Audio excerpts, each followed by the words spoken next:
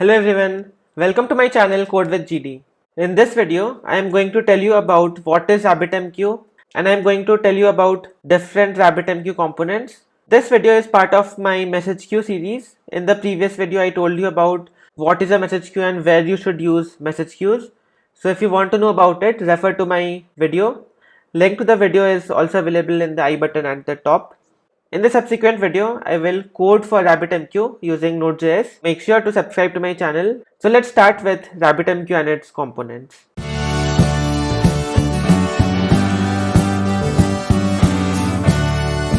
RabbitMQ acts as a message broker between two different services.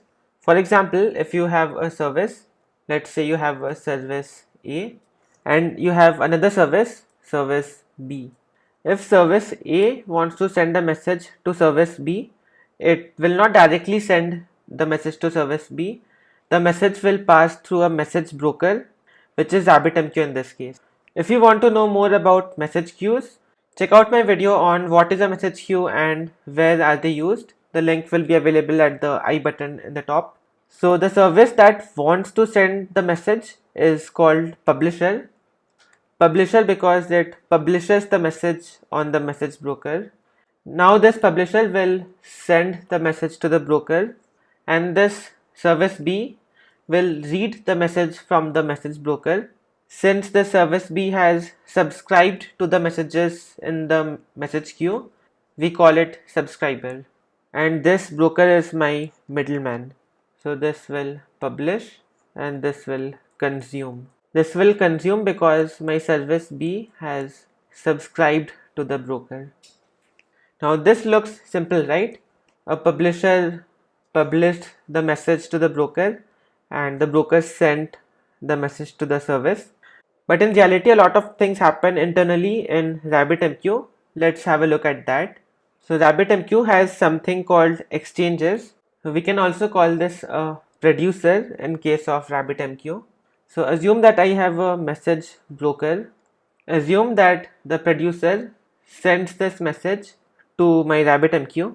Now my RabbitMQ broker has something called exchanges. So this producer will actually send this message to one of the exchange inside RabbitMQ. This exchange is responsible for directing the message to a queue. So you can assume this broker has two components. One is exchange where different exchanges are present. The other is queues where we have different queues. Now this message that is sent to the broker has certain parameters like routing key and exchange type. Now based on these two parameters, the exchange binds the message to different queues. So there can be multiple queues here and this message comes to the exchange. This exchange then reads the properties of the message and binds the message to different queues. Now this message stays in the queue until any consumer reads it. For example, in this case, assume this message ended up being in this queue. Now let's say my service B was subscribed to this particular queue. Now this particular message will stay in this queue until it is consumed by my consumer. So this is the basic concept of how messages are handled inside RabbitMQ. Now the message had two parameters, routing key and exchange type. Let's look at the type of exchanges in RabbitMQ. There are three types of exchanges. One is direct exchange, one is called topic, and the third is called Fanout. Now, as I said earlier, in RabbitMQ each message contains two attributes. One is routing key and the second is exchange type. First, let's talk about direct exchange type. In direct exchange type, this message comes to the exchange and the exchange then looks at the type of exchange. It sees the exchange type is direct. Then it looks at the routing key and each queue will have a routing key associated, or you can call it binding key. So the message will be transferred to exactly that particular queue. So if we had three queues here, Q1, Q2 and Q3, this message would be bound to the queue where the routing key and the binding key would match. You can think of routing key as an address present in the message, the to address. So the exchange looks and matches the routing key and the binding key, each queue will have a binding key. In direct type of exchange, there is a one-to-one mapping. So one message goes to exactly one queue. Now in case the routing key and binding key do not match, the message is discarded. The message gets lost because there was no queue that had the same binding key as the routing key present on the message. So this is about the direct exchange type. Each queue will have a name associated with it. If you don't specify any binding key, the default binding key is actually the name of the queue. So in case you don't specify any binding key and your routing key can be the name of the queue you want to direct the message to. So this is about how the default queue works in RabbitMQ. Direct exchange type is covered. Now let's look at topic exchange. In topic exchange, messages are matched to the queue based on matching between the routing key and the pattern. In such case, routing key is generally a list of words separated by full stops. So for example, my routing key can be something like, I will take an example, animal.xyz. So here dot is like a delimiter. It separates two words, animal and xyz.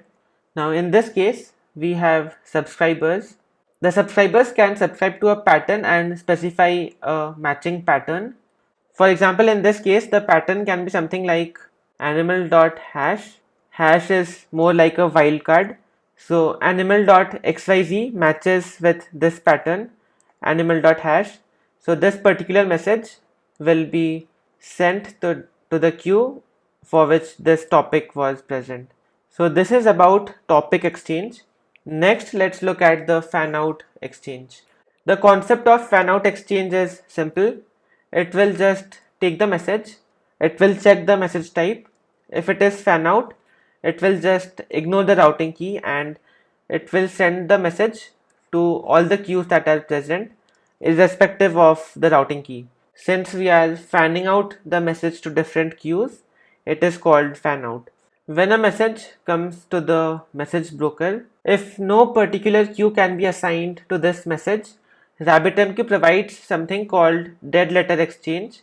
If RabbitMQ decides that no queue is suitable, RabbitMQ provides an AMQP extension to capture such messages. Since no queues were applicable for this message is a dead letter. There is an exchange to handle such messages, hence the name Deadletter exchange. So this is about RabbitMQ types of exchanges. Next, let's look at the protocol that RabbitMQ uses to transfer the messages. The protocol is called AMQP. AMQP stands for Advanced Messaging Queuing Protocol. So this AMQP protocol is based on top of TCP protocol. I am not going to go into the details of this protocol because for most practical purposes you don't need to understand the depths of this. This playlist is focused on message queues and how message queues work. So this was all about RabbitMQ and its different components. In the next videos, let's look at how to install RabbitMQ on your system, and then we will code for RabbitMQ. We will code for producer and consumer, and we will see how the three exchange type works. So stay tuned and subscribe to my channel Code with GD to not miss any videos. Till then, happy coding. Bye bye.